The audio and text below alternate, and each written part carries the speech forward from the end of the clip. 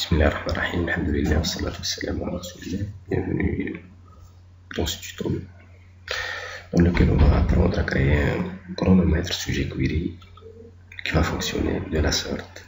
Donc lorsqu'on voit cette interface là, lorsqu'on va commencer, on va cliquer sur commencer. Là, le comptage commence, ça c'est les centièmes secondes, suivi des secondes, les minutes et les heures. Là, on a le bouton commencer qui se désactive et initialiser, il est désactivé par défaut. Arrêter, il est activé. Lorsqu'on clique sur arrêter, on a les deux boutons continuer, initialiser, s'active et arrêter, c'est désactivé. On peut et continuer, c'est-à-dire commencer, le bouton commencer, prendre la valeur continuer pour continuer le comptage si on veut. On peut arrêter encore et on peut réinitialiser notre comptage. Et là, commencer, le bouton commencer prend la valeur commencer. D'accord? Donc arrête, initialiser. Donc on agit sur l'état actif ou désactivé, l'état activé ou désactivé des boutons en fonction de l'état de comptage. On arrête. Donc c'est ça. Tout ça est géré par un petit code jQuery qui est celui-là, qu'on va d'ailleurs effacer. Et on va effacer aussi la fonction qui a été définie.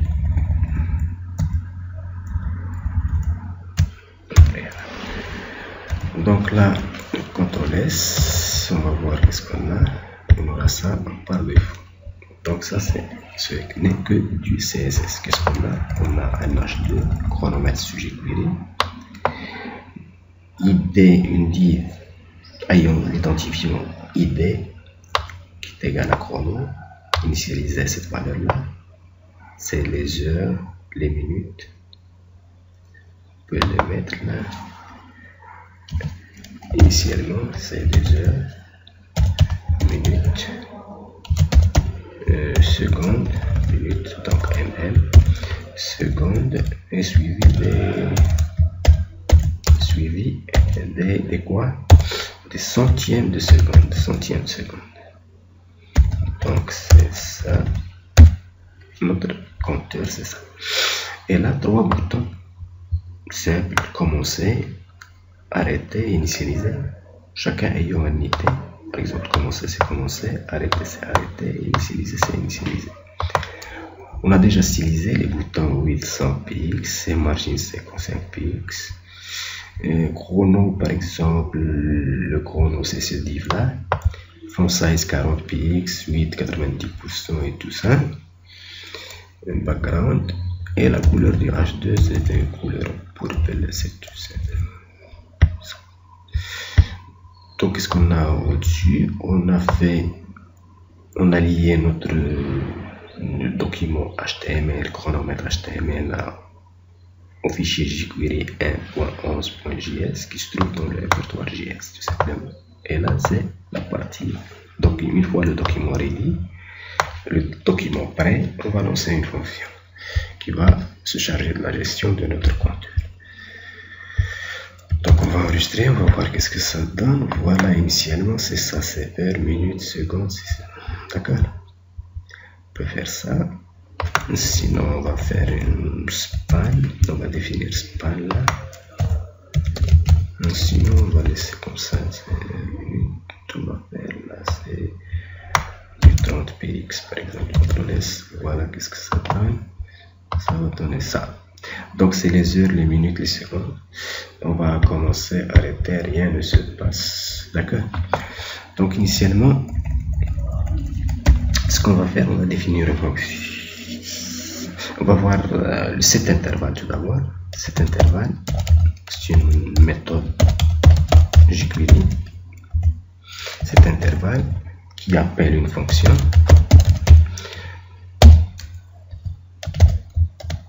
C'est-à-dire du code, une fonction ça fait du code, ça exécute du code qui va être exécuté périodiquement.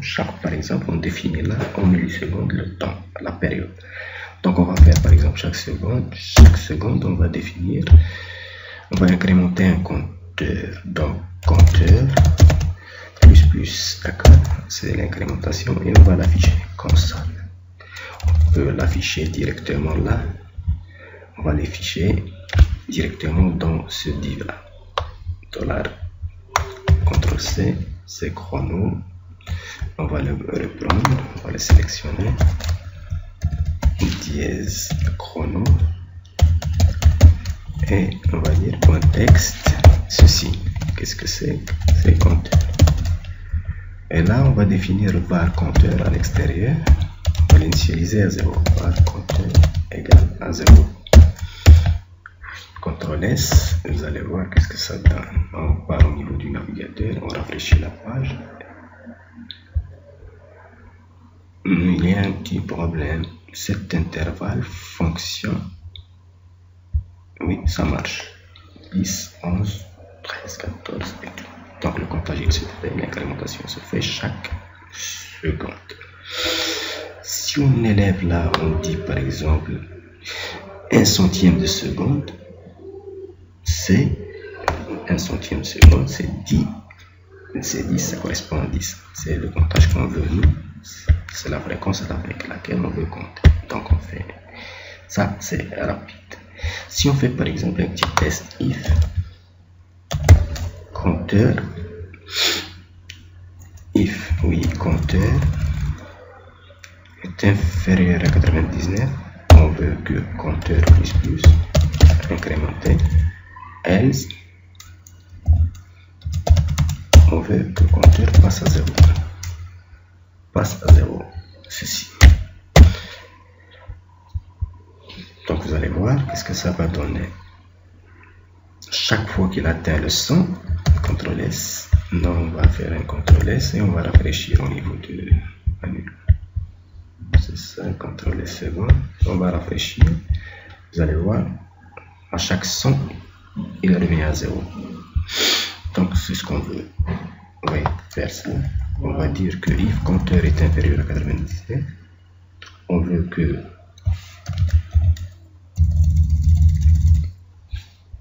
les secondes, par exemple la compteur, on va le remplacer. La compteur c'est les centièmes de seconde. Centième seconde. On va définir cette variable centième seconde. Et on va définir d'autres variables, 3 autres variables. Les secondes, CTRL V et CTRL V. On va dire les secondes, les minutes et les heures. Donc ce qu'il faut c'est faire ça. C'est inférieur if centième seconde, on va la prendre par if centième seconde. On va dire que if centième seconde est inférieur à 99. On veut que centième seconde s'incrémente. Else, on veut que ceci se passe. CTRL V, ça prend 0. Et on veut que quoi? Normalement les secondes s'incrémentent. Mais on va faire un petit test aussi pour les secondes. C'est que si les secondes dépassent les 59, if seconde est inférieur à 59, donc on va incrémenter toujours. D'accord? On va faire ceci. On va dire que seconde s'incrémente. Else, on va faire else, on va dire seconde, on va la forcer à passer à 0. Et normalement on va incrémenter les minutes, mais il faut les tester auparavant. Il faut tester leur valeur. If minute est inférieur à 59, donc c'est bon. On va faire minute plus else, on va faire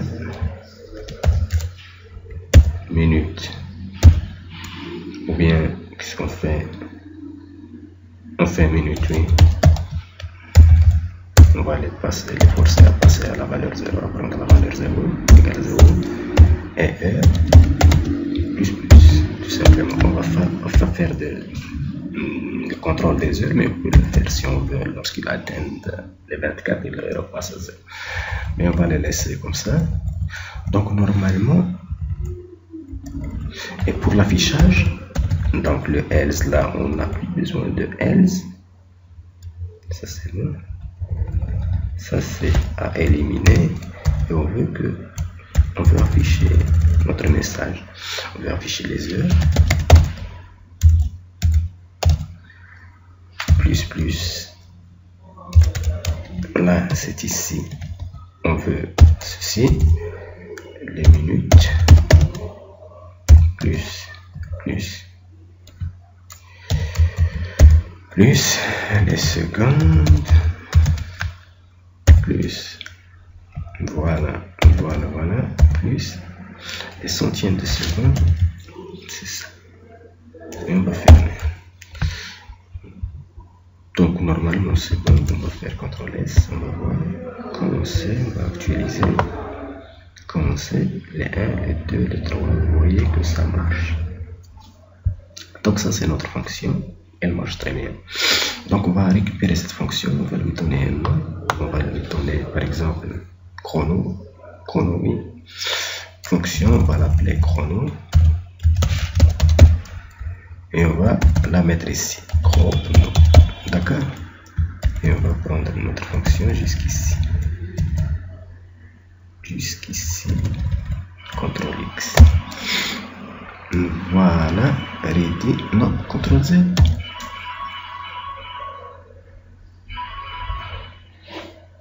Est-ce qu'on était CTRL Z là?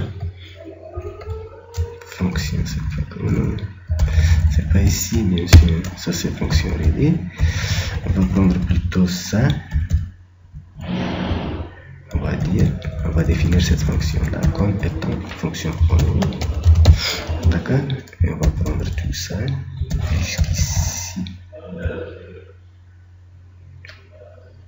jusqu'ici. Ouais, jusqu'ici. Le doigt affiché. CTRL X. Et on va dire que ça, c'est notre fonction. On va la définir. CTRL B. D'accord? Et on va lui donner le nom chrono. C'est notre fonction. Donc normalement, CTRL S, vous allez voir que ça marche. Ça, c'est bon, ça marche. Commence. Il nous reste à faire quelques trucs. On veut que le chronomètre ne commence à fonctionner, ne commence à compter qu'après clic sur commencer. Donc il faut le conditionner, il faut écouter l'événement, il faut dire que on a le bouton commencer, on lui a affecté un identifiant qui a commencé, arrêter pour le bouton arrêter, initialiser pour initialiser. Donc on va dire que on va venir ici, on va mettre un écouteur d'événement sur le clic au niveau de notre bouton ayant pour idée commencer. On va faire clic et on va faire fonction, d'accord? On va ouvrir la collage, on va fermer la collage, fermer et voilà. Donc cet intervalle c'est ça. Donc vous allez voir que normalement CTRL S, on actualise au niveau du navigateur. Voilà qu'est-ce que ça donne. On va commencer, le comptage se fait et on veut maintenant pouvoir arrêter et initialiser ou bien réinitialiser, et on veut aussi gérer l'apparence, c'est-à-dire l'état actif ou désactif de nos boutons en fonction du fonctionnement du chrono. Donc d'abord au niveau de pour le départ, on veut que $ arrêter, d'accord, arrêter, c'est le dièse, c'est-à-dire le bouton arrêter, on veut que son attribut disable soit disable, parce que le compteur n'a pas encore commencé à fonctionner. ou bien le compteur, c'est le chrono. De même, pour arrêter, initialiser, on va prendre ça, CTRL C, on va dire CTRL V, et on va remplacer ça par initialiser. Initialiser. D'accord? Et on veut pouvoir arrêter. Donc là, on va prendre ça, ce bouton, arrêter plutôt. CTRL C, on va prendre ça et on va mettre un événement, un clic. On va lancer une fonction. Cette fonction, qu'est-ce qu'elle va faire? Elle va arrêter cet intervalle. Donc pour ça, ce comptage là, cet intervalle, on va stocker dans une variable comptage qu'on va définir en haut. On va comptage. On va déclarer. On va le comptage. Comptage, c'est bon. On va se mettre là.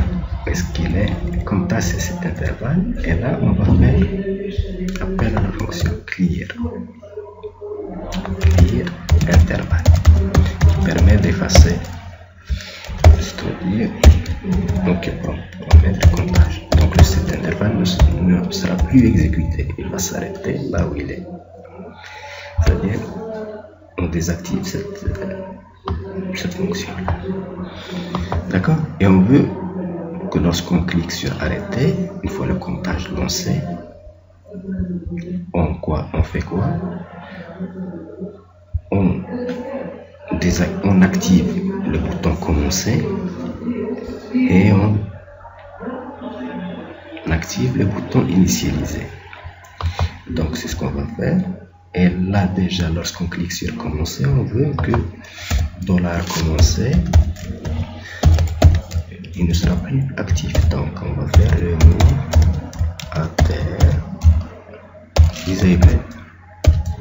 Plutôt on va l'ajouter, on va l'ajouter alter disable. C'est disable.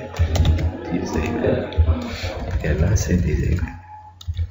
Donc on va désactiver notre truc et on va activer $arrêter et $initialiser. On va faire quelque chose là-dessus. On va faire pour $arrêter, on va l'activer. Donc remove alter disable. Donc on va l'activer pour pouvoir arrêter. Et pour initialiser, on va le laisser désactiver. Pour clear intervalle, après clear intervalle, on va dire, on va prendre tout ça. Déjà, CTRL C, on va désactiver le arrêter, le bouton arrêter. Pour initialiser, on va l'activer. CTRL S, CTRL V. On va faire remove alter. Donc on va enlever le alter sur le bouton initialiser. Et pour commencer, on a déjà désactivé notre truc. Lorsqu'on arrête, on peut mettre recommencer. Donc $commencer, on va le prendre. $commencer, ou bien c'est alter, c'est plus à désactiver, mais c'est activé. On va faire comme ça, on va prendre ça, CTRL Z. On va prendre CTRL C. On va prendre ça pour dièse, c'est commencer.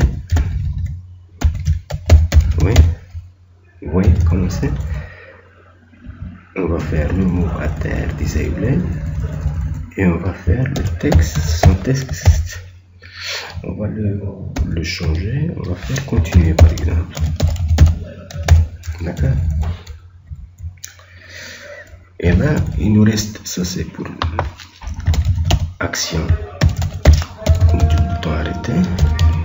Action du bouton arrêter.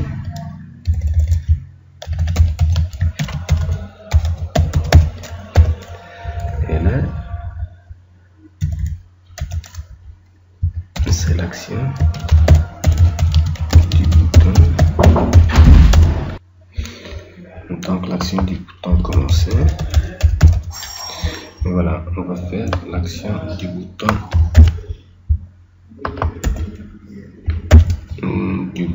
initialiser.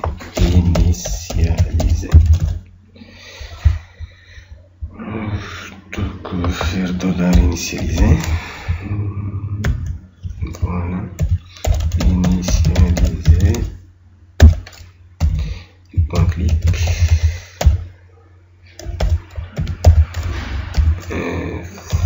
Fonction. Point clic. CTRL X. Ça c'est bon. Ça fonctionne. Donc c'est comme ça que ça se passe. De la initialiser pour fonction, on va faire quoi? De l'artiste, ou bien on va écrire le texte qu'il faut écrire, c'est $chrono, tout ça, CTRL-C.